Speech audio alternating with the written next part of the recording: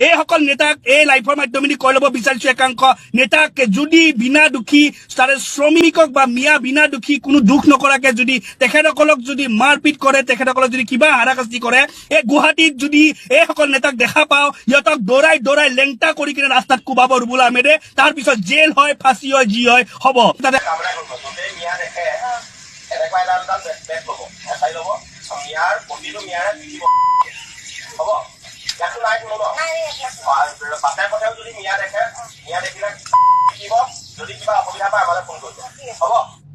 আপোনালোকে সকলোৱে শুনিলে তো প্ৰথমতে মই অসম আৰক্ষী ডিজিপি মহোদয়লৈ মই এটা অনুৰোধ কৰিছো যে এই সকল নেতাৰ ওপৰত আপোনালোকে অতি সোনকালে ব্যৱস্থা লওক কাৰণ কাকুকে এনেকৈ ৰাজপথত মাৰপিট কৰিম বা মাৰপিট কৰিবলৈ উচতনি যোগোৱাটো কেতিয়াও গ্ৰহণযোগ্য নহয় আৰু এয়া আইনী হিচাপেও আচলতে দণ্ডনীয় হয় আৰু সেইকাৰণে মই প্ৰথমতে অনুৰোধ কৰিছো ডিজিপি মহোদয়লৈ যে অতি সোনকালে এই সকল কিছু একাংশ দালাল ৰূপী নেতাক আচলতে এৰেষ্ট কৰিব লাগে কাৰণ অসমখন তেখেতসকলে বিনিষ্ট কৰা বা অসমৰ সমাজৰ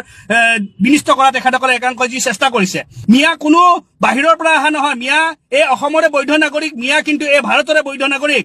আজি বাংলাদেশী হাতাম বুলি কওক আমাৰ কোনো ক'বলগীয়া নাই কিন্তু বাংলাদেশী হাতাম বুলি ক'ব পাৰিছে নেকি ক'ব নোৱাৰে এই দল সংগঠনৰ একাংশ দালালো ক'ব নোৱাৰে কাৰণ কিয় এই একাংশ দালালসকলে কাখন সমৰ্থন কৰি কিনে বহি আছে আৰু বহি থকাৰ পিছত তেখেতসকলে বাংলাদেশী হাতাম বুলি ক'বলৈ নোৱাৰে তেখেতসকলে মিয়াৰ পিছত লাগিছে কিন্তু মই প্ৰথমতে কৈ ল'ব বিচাৰিছো আমি আৰক্ষীক আচলতে আমি এটাই তেখেতসকলৰ ওচৰৰ পৰা বিচাৰিছো যে তাত থকা উজনি যোৱা প্ৰতিটো শ্ৰমিক প্ৰতিটো মিয়া মানুহৰ সুৰক্ষাৰ কাৰণে তেখেতসকলে এই সকল নেতাক এৰেষ্ট কৰিব লাগিব এই সকল নেতাক এই লাইফৰ মাধ্যমেদি কৈ ল'ব বিচাৰিছো একাংশ নেতাক যদি বিনা দুখী তাৰে শ্ৰমিকক বা মিয়া বিনা দুখী কোনো দুখ নকৰাকে যদি তেখেতসকলক যদি মাৰপিট কৰে তেখেতসকলক যদি কিবা হাৰাশাস্তি কৰে এই গুৱাহাটীত যদি এই সকল নেতাক দেখা পাওঁ ইহঁতক দৌৰাই দৌৰাই লেংটা কৰি কিনে ৰাস্তাত কোবাব ৰুবুল আহমেদে তাৰ পিছত জেল হয় ফাঁচি হয় যি হয় হ'ব তাতে হাৰাশাস্তি কৰি থাকিব ভাই ঐ তহঁতক উজনিৰ সেই একাংশ দল সংগঠনৰ ইহঁতকে কাপুৰুষকেইটাক এটা কথা ক'ব বিচাৰিছো কাপুৰুষ শুন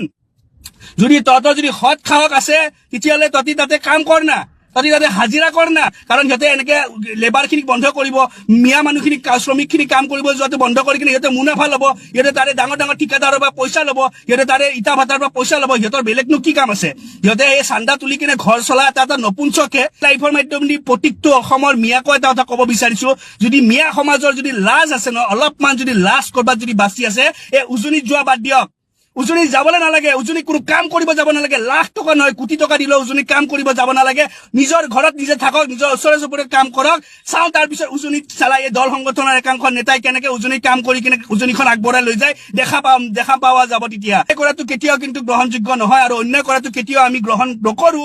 আমি প্ৰথমতে আইনীৰ ব্যৱস্থা চাম যদি আইনৰ ব্যৱস্থা লৈতো চেলুট জ্বলাম যদি আইনৰ ব্যৱস্থা নলয় আৰু যদি আমাৰ নিৰ্দোষী মানুহে যদি মাৰ খাব লাগে এই একাংশ নেতাৰ কাৰণে এই একাংশ নেতাক কিন্তু লেংটা কৰি দৌৰাম কাৰণ এই অসমখন সকলোৰে হয় এই অসমখনত সকলোৱে জীয়াই থকা অধিকাৰ আছে এই অসমখনৰ মান মৰ্যাদা সকলোৰে আছে জয় অসম।